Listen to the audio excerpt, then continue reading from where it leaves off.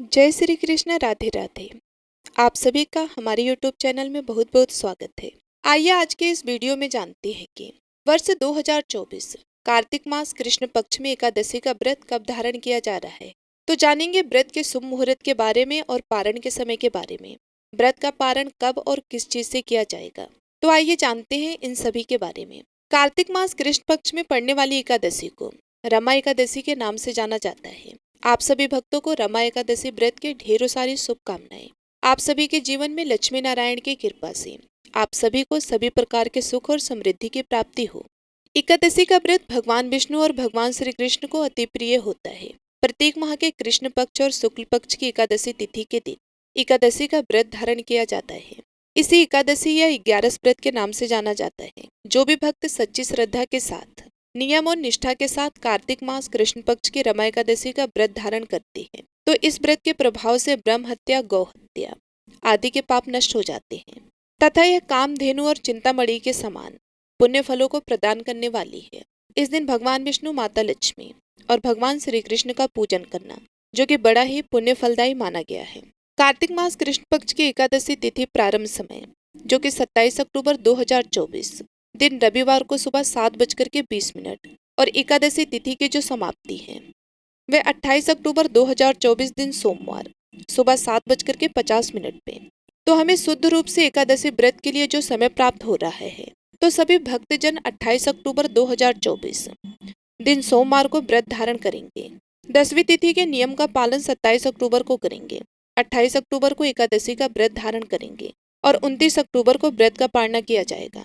एकादशी का पारण हरिवासर समाप्त होने के बाद करना चाहिए। हरिवासर का समय द्वादशी तिथि का पहला चौथाई हिस्सा हरिवासर का होता है। तो द्वादशी तिथि की जो समाप्ति है वह 29 अक्टूबर 2024 दिन मंगलवार सुबह 10:33 पे द्वादशी तिथि समाप्त है। तो व्रत का पारणा 29 अक्टूबर 2024 दिन मंगलवार को किया जाएगा।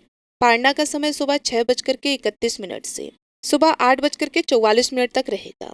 इस व्रत का पारणा बेलपत्र तुलसी दल से इस व्रत का पारणा जो कि किया जाएगा वे बेलपत्र से या फिर तुलसी दल से व्रत का पारणा किया जाएगा। अगर यह संभव ना हो पाए तो आप जल फल दाल से व्रत का पारणा कर सकते हैं।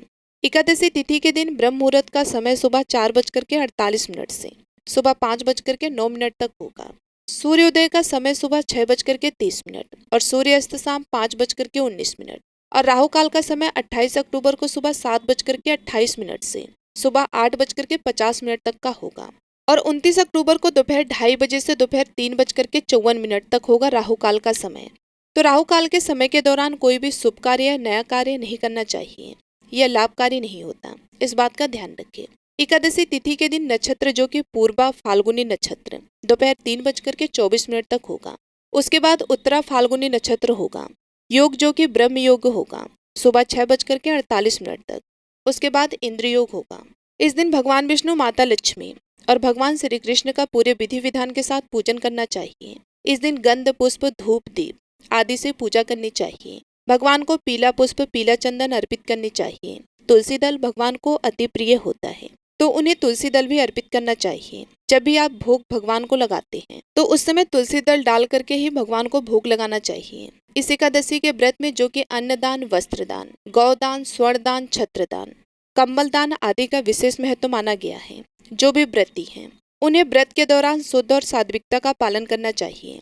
साथ ही साथ ब्रह्मचर्य का भी पालन करना चाहिए।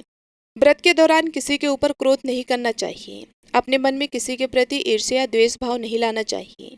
एकादशी व्रत रखने वालों को 10वीं तिथि के दिन सूर्यास्त होने से पहले ही भोजन ग्रहण कर लेना चाहिए। इस दिन शुद्ध और सात्विक आहार भोजन ग्रहण करना चाहिए और इस दिन चावल बिल्कुल भी भूल कर भी नहीं ग्रहण करना चाहिए।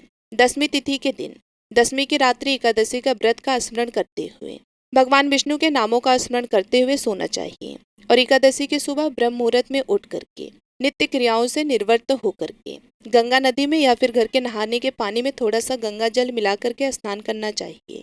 वैसे कार्तिक महीने में गंगा स्नान का बड़ा ही विशेष महत्व माना गया है, तो जहाँ तक हो सके गंगा स्नान करें। गंगा स्नान नहीं कर पाए तो घर के नहाने के पानी में ही थोड़ा सा गंगा जल मिला करके स्नान करें। माता गंगा का स्मरण करते हुए शुद्ध वस्त्र धारण करके व्रती को व्रत का संकल्प लेना चाहिए। भगवान सूर्यदेव को अर्घ्य प्रदान करना चाहिए। इस दिन भगवान का दिन रात्रि उपवास रहते हुए सुबह और शाम के वक्त पूरे विधि विधान के साथ पूजन करना चाहिए। जो उपवास नहीं रह पाते हैं, जिनका स्वास्थ्य सही ना हो, तो आप एक समय फलाहार ग्रहण करके व्रत को धारण कर सकते हैं। इस दिन भगवान का सुबह और शाम के वक्त पूरे विधि विधान के साथ पूजन करें, कथा श्रवण करें। इस दौरान विष्णु सहस्त्र नाम आदि का पाठ श्रवण करना चाहिए या फिर सुनना चाहिए। कथा आदि श्रवण करते हुए समय को व्यतीत करना चाहिए।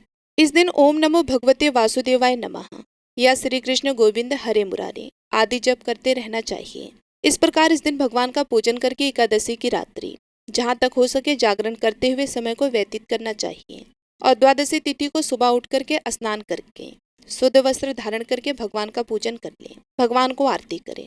इसके बाद ब्राह्मणों को भोजन करवाएं, ब्राह्मणों को दान दें। फिर समय के अनुसार व्रत का पालना करना चाहिए। इस प्रकार व्रत को धारण करने से व्यक्ति के सभी प्रकार के पाप और ताप नष्ट होते हैं।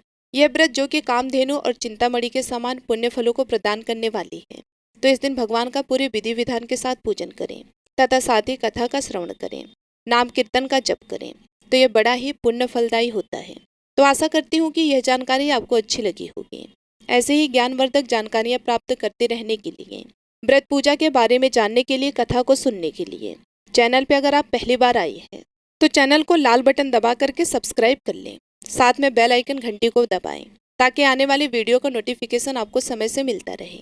अगर आप सब यह जानना चाहते हैं कि दीपावली 2024 में कब है, दीपावली के शुभ मुहूर्त के बारे में जानना चाहते हैं, तो उसका वीडियो भी चैनल पर अपलोड है। वह वीडियो भी आप जा करके चैनल पर देख सकते हैं। आप उसके माध्यम से जानकारी को प्राप्त कर सकते हैं। तो मिलती हूँ मैं आप सभी लोगों से अगले वीडियो में। आप सभी भक्तों पर भगवान विष्णु की कृपा सदैव बनी रहे। जय श्री कृष्ण, राधे राधे।